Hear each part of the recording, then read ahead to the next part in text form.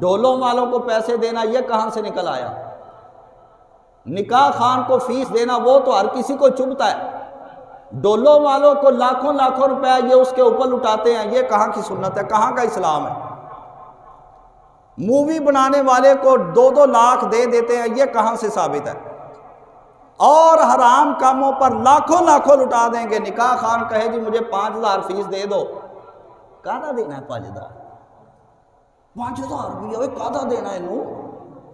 रखो जी को निकाह खान थोड़े टुकड़ियां ते नहीं बैठा, ये जेदे घर दा मुलाजिम है ना, रब दे घर दा ते रसूलुल्लाह दे मुसल्ले ते मिंबर दा वारिस है, वो इनू देने वास्ते काफ़ी है। तू रख इनू ना दे, डॉक्टरां नूं दई कल।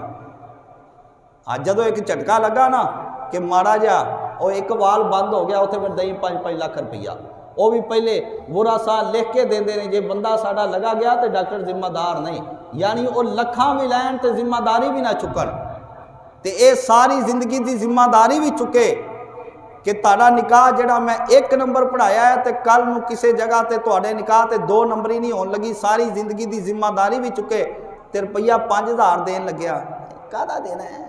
ए हुण एक नवी मुसीबत निकल आई, लोग भज्जे जाते हैं बादशाही मस्जिद तो उत्थे दे के आउंदे 30-30,000 रुपया। अपने महल्ले का लड़का, मैं ना नहीं लेंदा, कोई 3-4-5 साल हो गए उसकी शादी हुई नहीं, बाल बच्चेदार है, मेरे को आया जी आ मेरा निकाह मैं पढ़वाया बादशाही मस्जिदों जाके, उन्हें ना तो रजिस्ट्रेशन करवाई तो कंप्यूटर करवाना तो बाद का मसला है, तो जी तुसी कुछ कर दो। मैं कहा जी जिन्होंने मैं पहले नज़र नहीं आया तो हुण मेरे को की लैन आया, जा उत्थे मैनूं की आंदे? क्यों जी सही जवाब दिता कि नहीं? और यार सानू 5,000 देन लग्या, लोगों को परेशानी, तो उत्थे जाके जनाब जी 30-30,000 रुपया ना उन्हें रजिस्ट्रेशन करवाई, यानी अज तक गौरमेंट के कागजां च उस बंदे का निकाह नहीं, तो बुढ़ी ना किते निकलिया होवे ते राह च अगले नाके ते रोक लैन तो केस हो जाना है, तेरा तो निकाह ही गौरमेंट के कागजां कोई नहीं, बच्चा कित्थों आ गया?